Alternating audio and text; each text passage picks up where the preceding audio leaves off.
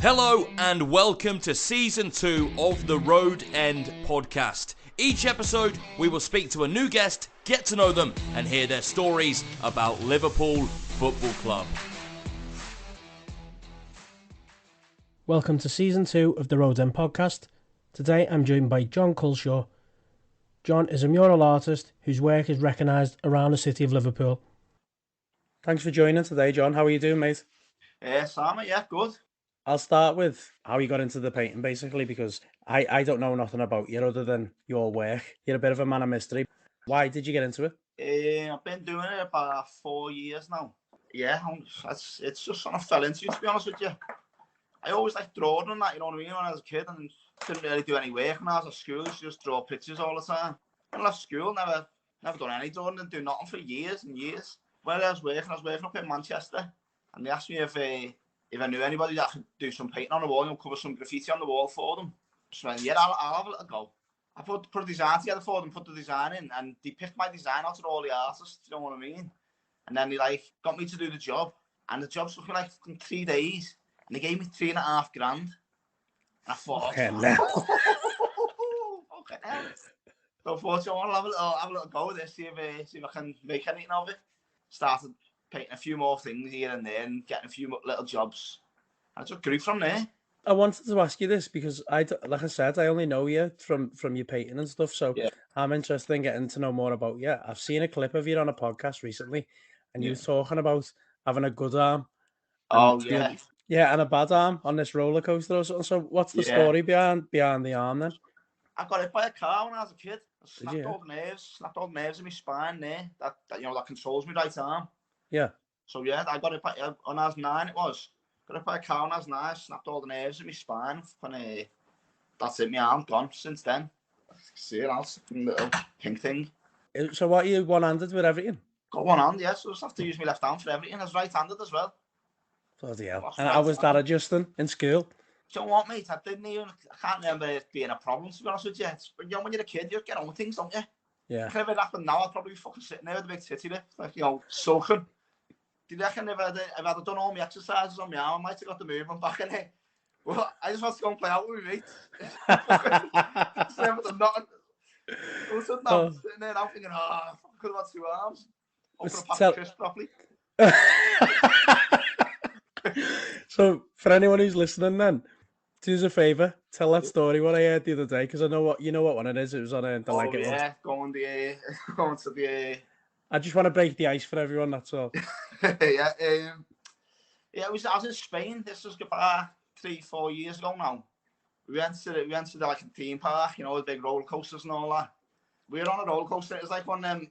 It didn't go upside down or nothing. It's just up and down like that. Like the Big Dipper. Like a Big Dipper, yeah, but a massive one. It's proper massive. It's dead big, so you have to be strapped in. And so I'm sitting there and I'm strapped in, and I'm not scared of roller coaster. So I weren't worried about nothing. So I'm just sitting there and I've got tight hold, with my good arm, tight hold like this. And as it's going up and down, I don't know because I can't feel that arm. I don't know what's going on with it. So I'm going up and down, like the gravity as I'm coming down. This arm's fucking floating around, floating in the air. So like I said, I didn't know nothing about it, but as I'm coming down, I've come on with another one and I've seen my fucking arm floating.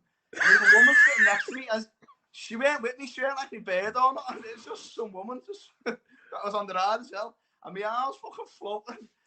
Punching this woman in the face. So I thought, I know. As we were getting off the ride, I went out. When you take your picture and you fucking following faces and that. And my arm's just in this woman's face. And I thought, no. Drag me back, let's go, get out of here. Oh, that's fucking brilliant, that, Well, lad, it happens all the time. I was out with my mates, this was when I was younger, John was about fucking 16, 17. Yeah. And he's just got his first car, he's about 17 himself. And he's driving like a tit, what you do when you're younger, it's driving fast. And he's flying around the roundabout. And we're all fucking leaning like this. And then he's come off the roundabout and he's bouncing like that. My fucking hand's landed on his knee. So my hand's on his knee, he's like, he just slowed down, like I'm spoiled as fun. Just can't help it. So when it comes to you spraying and that, then obviously everyone thinks that you must have old of all sorts while you're doing that. Obviously, if you've never, well, you have new different, but how do you manage that, mate? To be honest with you, these days I'm always in a cherry picker in that. All right, okay. So it's not too. It's just the same. Like you don't use two arms to paint anyway. You know what I mean? You only use one. Yeah. When I first started, like when I painted the Jurgen Klopp by the opposite the sand in there, it's not there no more. But I just painted that off my own back. No one paid me to do that. That's just something what I wanted to do. So I was painting that on a fucking ladder. So I'm climbing up a ladder with paint in my hand. I've only got one arm anyway. I'm fucking leaning over. You can't hold nothing. Fucking hell. And no one knew you was there. Safety went past, I'd be fucked. Let's reel off some of your murals then. They appear, don't they? They just tend to appear. They pop up and you think, fucking hell, who's done that? So you got Luis Diaz on the sanding recently, isn't it? That's unbelievable, mate. That is. No, that's the last one done that I saw. I was made up with that one. That's like probably the best technically I've done up to now. And then you got Webster's tour announcement. Thought that was class. Yeah, that was good. Yeah, I was happy with that. Did he approach you for that? Yeah. So his manager got in touch with me, and they wanted to do something for him. So originally it wasn't supposed to be like a tour announcement thing. It's just they just wanted something for him. You know what I mean? Which was good for me. And then once the tour came up, they decided to put the dates on there and that. And then we're supposed to go. So I was supposed to go and take the dates down. So just leave the artwork, but still haven't been around yet. I'm a nightmare for just forgetting things. Yeah. And then you got Gerrard on the sanding. Well, I went past there last night. I have no idea how you do it, mate. I can't even paint a picture of a tree or something, so I have fucking no idea. Salah on Anfield Road, the reception you must have got for that one, mate. That's unbelievable. So what? Went all around the world. I had all the Egyptian news channels and that like FaceTiming me and interviewing me and that. It's mad. You just don't believe. I know Mo Salah's massive to us, and he's massive in England, but all around the world he's huge. I didn't know how big he really was, how big a star he is. You know what I mean? He's huge. It must be like a breath of fresh air over here for him because he mustn't get as bothered as he does over there. He is literally a king over there. He is, yeah, he really is. But he's just in all the Arab countries as well, though. So like Dubai and everywhere, was all getting in touch with me, loads of places. And he's just massive all around the world. So do you know when all the shit happened with the painting and that? I think it was before the derby and that. Does anyone reach out to you there and say, is there any chance you can come and sort this? Yeah, so someone messaged me straight away as soon as it happened. Someone, just one of the people in the houses, they messaged me and said, it's been vandalised.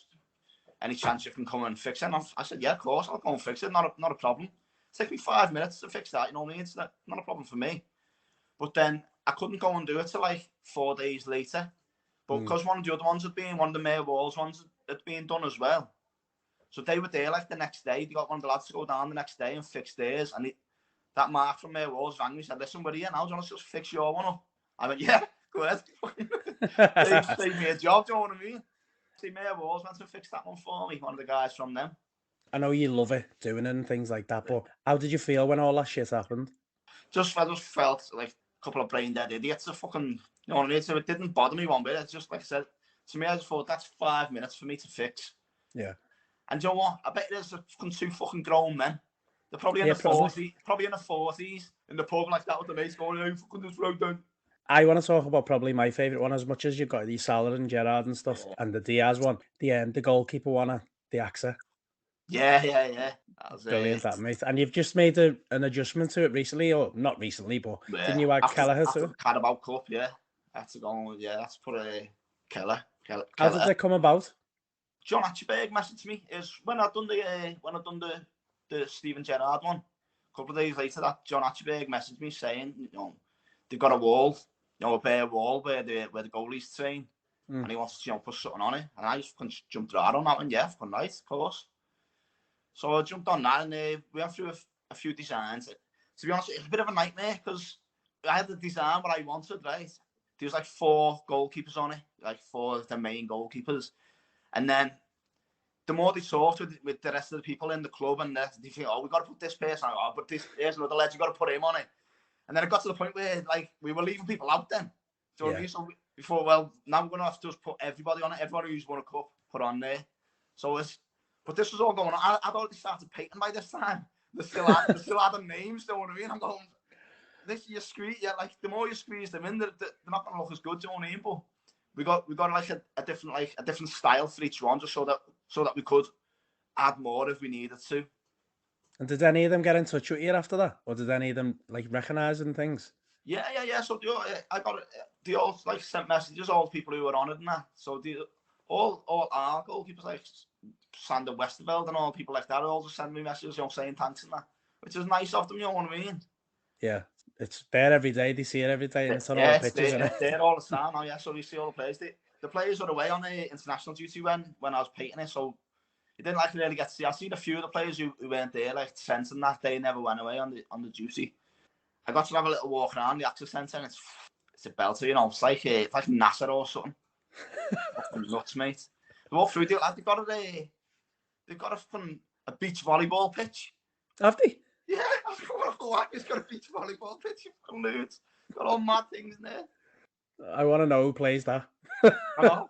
He said, well, I was talking to him, he's saying when they're coming back from injury and that, it's something that's, not too tough on the feet. I thought, so that does sort of makes sense. It's mad the things they think of, isn't it? Yeah. They're out there cutting the grass twice a day. Fucking nuts. Can I do mad twice a year? When you're doing them, I just want to know a time scale on, like, obviously they'll all be different, but let's say the Diaz one, how long did that take? That Diaz one only took like 3 days, But I'm getting quicker at them now, because I've been doing a little bit longer than that, so they're getting faster. I sort of know what I'm doing a little bit more now, because I've had to teach myself as well. I've never, no one's ever taught me how to do these things, so at first, when I was doing them, it was just a load of trial and error, getting things wrong all the time, and then realising where I've gone wrong and trying to get it better next time and stuff like that. It's ridiculous, mate. Honestly, it's ridiculous. Like I said, I'm doing my own work with my little lad. I can't even draw like fucking Hey Arnold, and you're spray painting Steven Gerrard on walls. Let's talk about Liverpool then. So, massive, well, obviously a big red. Who's your idol growing up? My idol growing up was Robbie Fowler. So I'm that age where Robbie Fowler was like God, you know what I mean? So when we were growing up, he was the fucking biggest thing. That's John. When I had my accident, when I lost my arm. Yeah. One of my uncles knew Fowler at the time. I don't know how close he was or whatever, but he rang Robbie Fowler for saying, listen, my little nephew's just been in a fucking bad accident there. It's my hand going and visiting him in the Aussie. And he did. He came. Wow. Fucking came down and visited me. So I always remember that. I got all pictures and that day, of the day Robbie Fowler came to visit me in the hospital. Fucking hell, it was just a mad little experience for me, as a young kid. Yeah. No, it was boss, and I remember it. So my voice is fucked from last night. And speaking of Fowler, Salah's broke his record, hasn't he? Yeah. What did you make of that last night? It was a John Moore. I went. It was one of the games I took my lad to. Oh, you got your lad there? I took my lad. Yeah, it was my lad's birthday last week, and I was trying to get him tickets for Real Madrid, because that was like a bit closer to his birthday, and I couldn't get none. But I could get tickets for Man U, so I thought, go on then, yeah, Man U will do, sound. I didn't expect it to be the night that it was, but not even just football, best event I've ever been to be honest with you. It's fucking brilliant. I'm the same. I've been like fucking gasping for the ticket for weeks, and then one literally come up yesterday morning, and I just had this feeling about yesterday. I don't know what it was. I had a feeling, and then I never had that fucking feeling 7-0, but it's up there with in the top 5 easy for me. And the shit that they're saying afterwards, the likes of Neville saying it was a freak result and that. It wasn't, mate. We absolutely destroyed them in that second half, didn't we? I know. I felt we did in the first half. I don't know what he's talking about. A couple of half chances, weren't there? Yeah, they had better chances than us. But on the ball, they weren't. No, we played them off the field. I thought maybe later on in the first half, they came into the game a little bit more. But I couldn't see what he was talking about, me. No, his head had gone on it. Yeah. Soonest was living rent-free in that head. Oh, so what's the plans then? What's next for you? As in, have you got any coming up? Obviously, you can't share them all because some of them will be private and stuff. Have you got any coming? What, murals? Football murals? Murals, yeah. I've got loads of murals coming up. I'm working now up in Eighton. But football murals, I'm gonna be doing 2 in the summer. So when the season's finished, I'm going to be doing 2 murals. I'm going to let the fans vote on what they want. The Diaz one's part of this project that I've got going. I'm going to change the same 3 walls every year going to paint something new on there, just to basically so the fan gets something. I get to paint whatever I want on one as well, and then puts the artwork in my hands a little bit more than rather than I've got to paint whatever other people want me to paint. So I'm just going to do that every year. I'm going to put 3 football murals around Anfield. Brilliant. Do you know over day then, are you getting like loads of requests for like back gardens and fucking houses and everything? Yeah, I've for the last couple of years like I said, when I done that Klopp one, that was 2 years, about 3 years ago, about 3 years ago now. I'm stopped fucking working since then. So luckily enough, I didn't really know what I was doing then. But I just thought, fuck it, because I quit my job as well. I didn't have no job, so the only way I was going to make money was this. So for everything that comes along, I'll just say yeah to. So I just said yeah to everything. And just thought, I just looked at it like, I'm getting paid to learn. Every job they're paying me, and all I'm doing is learning. They said, can you do this? I just went, yeah. I didn't have a clue how I was doing, but I thought I'll learn. If I can't do it, then I'll just say sorry and they fucking I won't charge. Is there anything you can't do or you won't do? No, I mean, I wouldn't paint Michael Jackson or someone like that, but there's nothing I won't try. I'll have a go or whatever, but there's certain things that people think you're going to be boss at, like, doing all the graffiti writing. And so when people come and say, oh, we want this graffiti style, I usually say, that's not really what I do, and I'll pass them along to someone who's going to do it better than I am, do you know what I mean? Because I don't want to do something shit. If I want to do something, I want to do it good. And I'm at the point now where I can pick and choose my jobs. Because I've got that much coming in that I can go, I want to do this job and I want to do that job. And then in the meantime, I don't have to worry about like the bills coming in and that. It's great, that, isn't it? So have you had any requests to go abroad or that? I've had a few requests, yeah. They've never come to nothing. I get loads of jobs that never come to nothing as well. Do you? And then, sometimes you think, and it's gone out of your head, and then like 8 months later, they'll message you saying, oh, can you start that job next week? And I always just try, yeah, go on, this sound. But I got asked to go and do a big beer brewery over in Italy. So I'm hoping that pops up again in a few months. Get flown over to Italy for a little bit. Let's talk just lastly about Liverpool before we move on to like a quick fire. Can you see us making a top 4 this season? Yeah. I've said that since we were in ninth. We was in ninth, but we weren't no mad points difference, do you know what I mean? And we had like 2 games in hand. And we were only looking up to people like Newcastle, do you know what I mean? Yeah. They're going to slip up. But all we've got to do is not slip up. It's all on us, I reckon, because I reckon them teams, I reckon Tottenham will slip up and I reckon Newcastle will slip up, and that's all we're looking at, really, them. We're not really looking at Man U because I reckon they'll probably make top 4 as well. I reckon we'll get 4th spot. Confident? Yeah, I reckon we'll get it, yeah. What about Real's second leg? No, I'm not confident. I've sort of let go of that now. Me and my little lad are talking in the car on the way home yesterday, and after the 7-0 like that, I was sort of dreaming again. But now the next day, I fucking woke up and I'm thinking, nah, do you know what? I think it's just a little bit of a step too far. I reckon if we beat them, if we go through, we'll win. We'll get the cup. But, if we come back from that, mate. Yeah, but I don't know. I can't see it happening. I was saying last night, I'd rather have beat Man United 1-0 and save the goals from Madrid. Yeah. We are now going to do a quick fire round with our guests. This could be very controversial. Finishing every episode with a quick fire round. There's not much to it, but there's a few questions that might have you like a bit. So let's go with, if you didn't paint, if you're not spraying, what would you be doing? I was decorating before this, probably just be decorating. Okay. If you could punch one person, who would it be and why? Oh, God. I don't know, we Piers Morgan or someone like that, or some YouTuber. One of them fucking divvies that just do me head in. Luis Suarez or Mo Salah? Mo Salah. Nike or Adidas Liverpool kits? Nike. I like the Nike ones, mate. Do you? Yeah.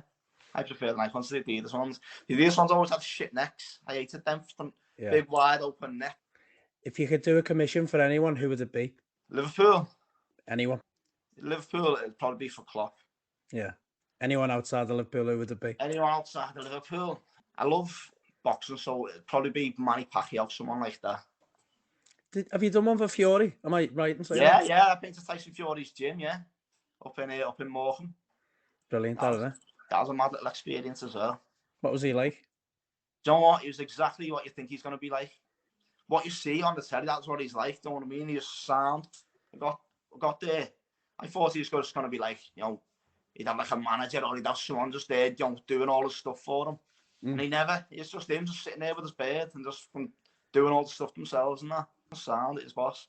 All right. If you could be anyone other than John Culshaw, who would it be? Probably be a boxer. I'd probably like to be a boxer if it was Would you? if it wasn't me, yeah. So I grew up in a boxing family, didn't really grow up in a football family. So that was what I watched growing up. So we didn't really start watching football. So I was about 18. What did you make of that Fury fight? The Tommy one? I don't know why I watched it. I wanted to watch one of them fucking get done in. Did they? Slap each other, didn't they? Shambles, ain't it? Oh, I can't watch them anymore, but I still do. I say I won't, but I do. It fucking does me head in. That's me, yeah. All right. Well, let's call it a pod there, mate. And thanks for joining. And good luck with everything you're doing, because brilliant what you're doing for the city, mate. I love it. Cool, mate. Thank you. Nice one. Mate, you're welcome. Catch you soon. I'll see you later, mate. Bye. Thanks to everyone for listening in to today's podcast, and thank you to our amazing guests. Without them, this wouldn't be possible. Don't forget to follow us on social media, twitter.com/The Road End Pod, and on Instagram, Instagram/The Road End Pod.